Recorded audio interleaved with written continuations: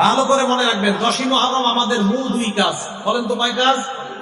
1 number রোজা অবস্থায় কাটানো, 2 নাম্বার তওবা করা। বলেন 1 নাম্বার, 2 নাম্বার তওবা করা। প্রথমে রোজা অবস্থায় কাটানোর দলিল, এরপরে আমরা তওবার দলিলটা নেই।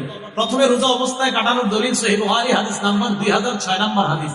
আব্দুল্লাহ ইবনে আব্বাস রাদিয়াল্লাহু তাআলা আনহুমার বর্ণনা। তিনি বলেন, মা রাআইতু রাসূলুল্লাহ সাল্লাল্লাহু আলাইহি ওয়াসাল্লাম ইয়াতাহাররা সিয়ামা ইয়াউমিন ফাদদালাহু আলা গায়রিহি ইল্লা হাযাল ইয়াউম ইয়াউম আশুরা ওয়া হাযা আশ-শাহর ইয়ানি শাহর রমাদান।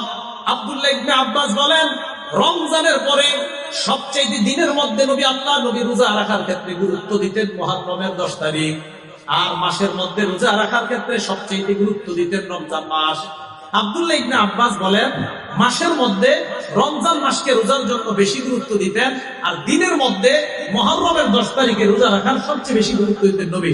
এখন বলেন তো, আশুরার 10 মুহররমের 10 তারিখে আমাদের সবচেয়ে গুরুত্বপূর্ণ কাজ কি করা? রোজা রাখা।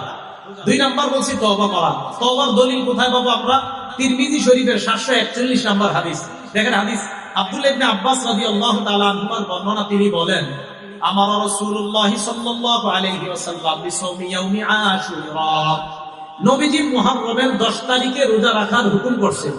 এই হাদিসের শেষে নবীজি সাল্লাল্লাহু আলাইহি ওয়াসাল্লামের সাহাবা আব্দুল্লাহ ইবনে আব্বাসের বর্ণনা, রাসূল না, এই হাদিসের বর্ণনাকারী আলী ইবনে আবি তালেব। এই হাদিসের বর্ণনাকারী আব্দুল্লাহ ইবনে আব্বাস না, আলী ইবনে আবি তালেব।